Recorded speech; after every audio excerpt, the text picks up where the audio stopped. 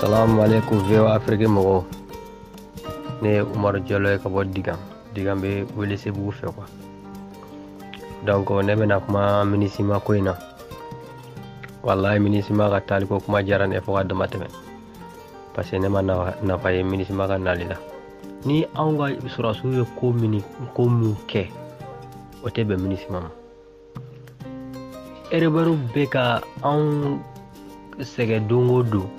MINUSMA tɛ bɔla ka kuma o la o. Mais ni anw ka sɔrɔdasiw ye hali rebelle dama faga, MINUSMA de bɔ ka fɔ Mali sɔrɔdasiw ye nin kɛ a man ɲa. Aw dun nana ko ka don kɛlɛkɛden fila ni ɲɔgɔn cɛ ko kana kɛlɛ. An m'o o ye dɛ. MINUSMA ka kɔni ka taali bi a ka da anw ye fo ka dama tɛmɛ. An m'an ka sɔrɔdasiw ninnu kɔ koyi. An m'an ka sɔrɔdasiw ninnu kɔ su an b'u kɔ tile. Parce que an ka sɔrɔdasiw ninnu nana anw ɲɛ yɛlɛ ka ko caman yira anw na.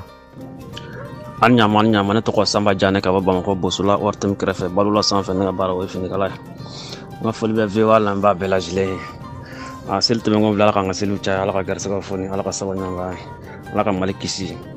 Kɛlɛ min bɛ Mali kɔnɔ Ala ka bɛɛ ban pewu. An ka kuma bɛ gouvernement yɛlɛmani min kɛra sisan.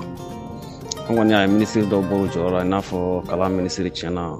An yɛrɛ kun fɛ o kun ye baara yɛrɛ kɛ mais o bɛɛ la faama y'a bɔ a nɔ na. An bɛ dugawu kɛ minnu kɔni sigira. Ala ka baara ɲɛ u bolo, Ala ka Mali kisi, Ala ka Mali kisi. N ka foli bɛ Babuya Balo ye Bosola, n ka foli bɛ Nbɛbuka kelen-kelen bɛɛ ye parce que ne yɛrɛ ye Nbɛbuka ye. Nbɛbugu min bɛ Sanandu mara la Barawuli Serikili Segu région. Ne bɔ ye, salamu alaikum.